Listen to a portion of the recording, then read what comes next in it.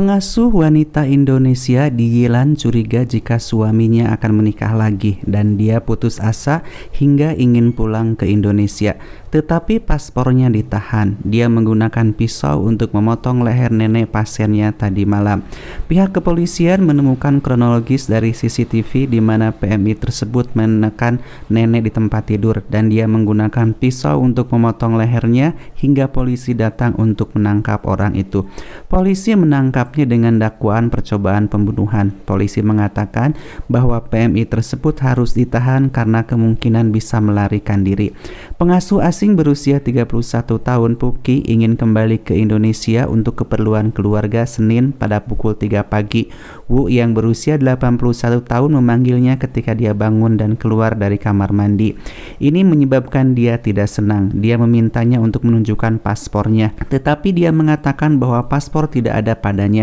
PMI tersebut merasa kesal dan membawa pisau dari dapur ke kamar dan mengancam nenek.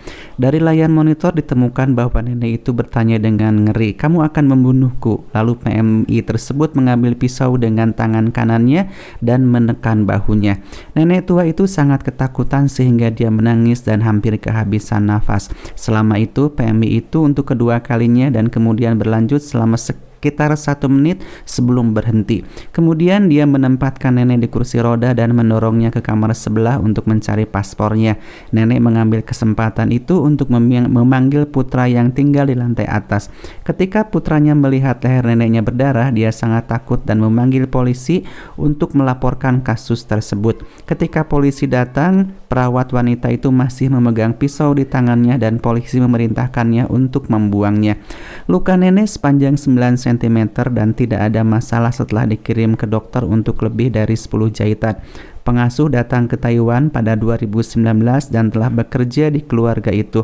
Dia memiliki kontrak kurang dari 3 tahun dan harus membayar tiket pesawat. Setelah dia ditangkap, dia memberitahu polisi bahwa nenek dan majikannya telah memotong uangnya dan tidak akan memberinya cuti untuk kembali ke Indonesia. Namun majikan putra nenek Zhou mengatakan bahwa paspornya hilang karena suatu alasan. Mereka tidak hanya membawanya ke kantor polisi untuk melaporkan kasus tersebut, tetapi juga membantu mendapatkan paspor di kantor imigrasi. Mereka juga membayar 20.000 yuan untuk tiket pesawat dan paspor sementara di depannya.